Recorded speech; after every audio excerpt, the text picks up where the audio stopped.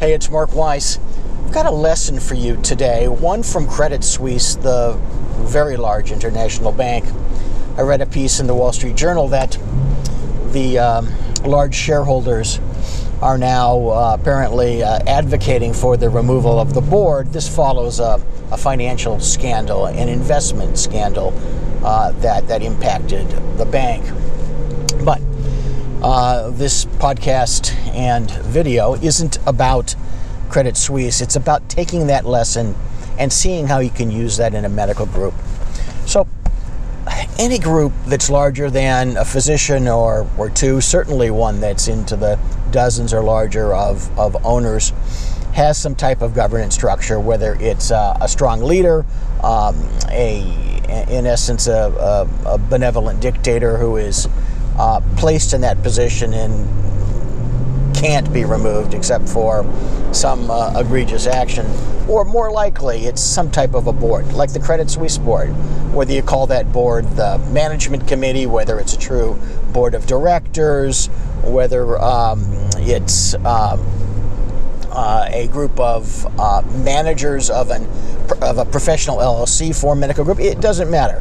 Same rule applies, not in groups, but in physician-owned, certainly, facilities. For example, ASCs. What are the rules concerning the leader's terms? Are they institutionalized? How can they be removed?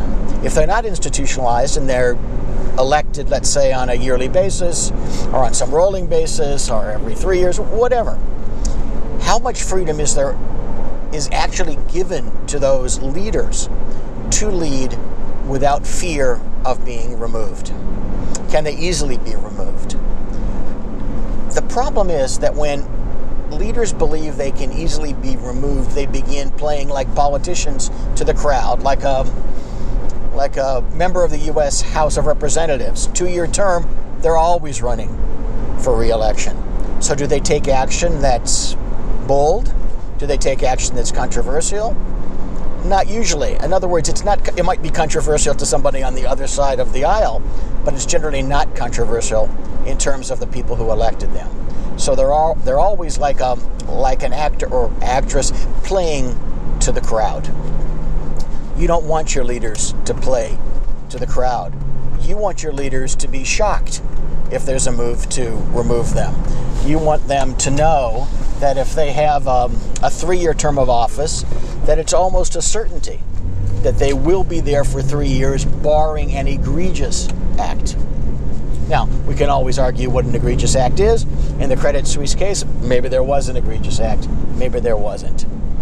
But what I want you to avoid is a situation where your leaders become milquetoast. They're so afraid to make decisions because they might be removed that the only tool in the toolbox becomes consensus, which is a cancer because it involves backing down from a strong position in order to achieve buy-in from a large group of owners, which is then taken to the other side in a negotiation and is further negotiated toward a bad result.